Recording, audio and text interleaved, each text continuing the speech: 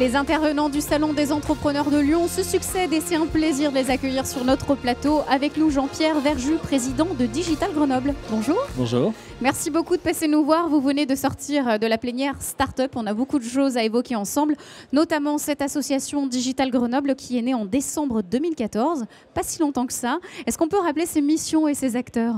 Oui, donc Digital Grenoble, c'est l'incarnation de la French Tech grenobloise. Je vous rappelle qu'on a été labellisé en même temps que Lyon et 7 autres grandes métropoles françaises.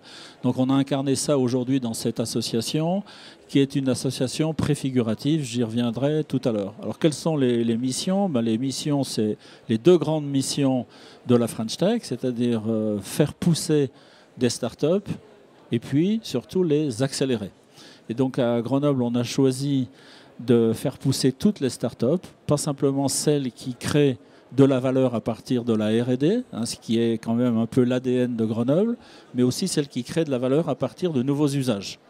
Et puis deuxième grand focus de notre mission à Grenoble, c'est d'aider toutes les startups, qu'elles soient des startups issues de la R&D ou des startups qui créent de la valeur à partir de nouveaux usages, à devenir beaucoup plus grandes et à passer le plafond de verre fatidique d'une centaine d'emplois, ce qui est un peu le mal des startups françaises. Alors justement, ces derniers mois, vous avez repéré les talents du territoire. Quels sont aujourd'hui les porteurs de projets ou les entrepreneurs innovants les plus prometteurs du côté de Grenoble ? Alors, il y en a énormément, mais je vais juste en donner deux. Je pense que le leader à Grenoble actuellement de la croissance, c'est Spartoo. Et Spartoo vend des chaussures. Et donc, tout le monde pense que vendre des chaussures, c'est quelque chose d'anodin. Mais pour vendre des chaussures, y compris jusqu'en Chine, eh bien, il faut des logiciels, des milliers de lignes de code de logiciels pour être en relation avec les clients, pour pouvoir anticiper sur leurs besoins, pour savoir qu'on n'offre pas une botte à un client dans un pays chaud et qu'on n'offre pas des chaussures ouvertes lorsqu'il pleut. Donc vous voyez, il y a énormément d'informatique à mettre pour avoir des relations avec la clientèle.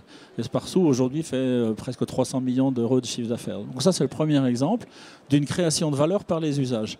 Et puis le deuxième exemple que j'ai envie de donner, parce qu'il y a beaucoup d'innovation dedans, c'est Squadrone. Donc Squadrone, en fait, il a créé, l'idée de Squadrone, c'est des drones qui vont en quelque sorte vous suivre lorsque vous ferez des performances.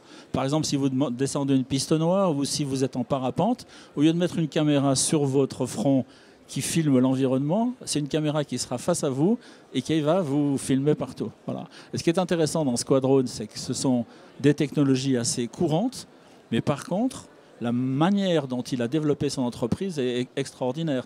Il a fait appel à du crowdfunding, c'est-à-dire qu'il a vendu en quelque sorte les objets qu'il voulait créer à des clients. Il a créé une communauté et ses futurs clients lui ont donné de l'argent et c'est avec l'argent de ses futurs clients qu'il crée les drones. Vous voyez, donc il y a une double innovation. Bon, d'une part l'objet, l'usage, puis il y a aussi le mode de création de valeur, enfin de mode de financement de l'entreprise. Voilà, alors est-ce que ce sont tous ces profils, ces solutions que vous proposez au sein de Digital Grenoble que vous avez vendues en fait en quelque sorte lors de la plénière, que vous avez partagé avec les autres invités ? Qu'est-ce que vous retenez de cette séquence ? Alors dans la plénière, j'ai beaucoup insisté sur le fait, il y avait par exemple Lucas, que vous venez d'écouter ici, le patron d'Accéléro, qui lui s'intéresse à la dernière étape de la croissance des startups.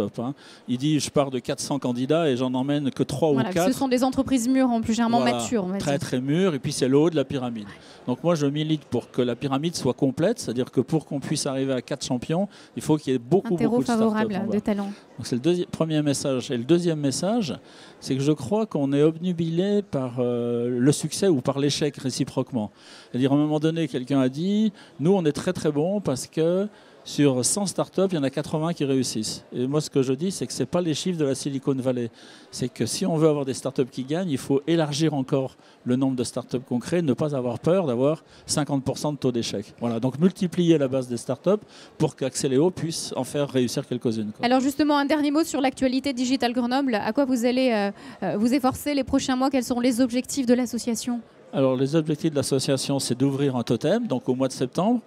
On va transformer l'association en une société privée.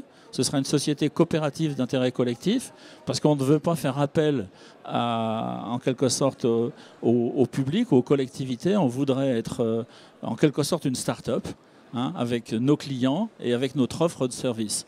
Donc transformation en société coopérative d'intérêt collectif et puis donc ouverture d'offres de services autour de la croissance des entreprises. Merci beaucoup Jean-Pierre Verjus d'être venu nous parler donc de Digital Grenoble. Longue vie et très très bonne continuation. En tout cas, bon salon pour l'heure. Merci beaucoup.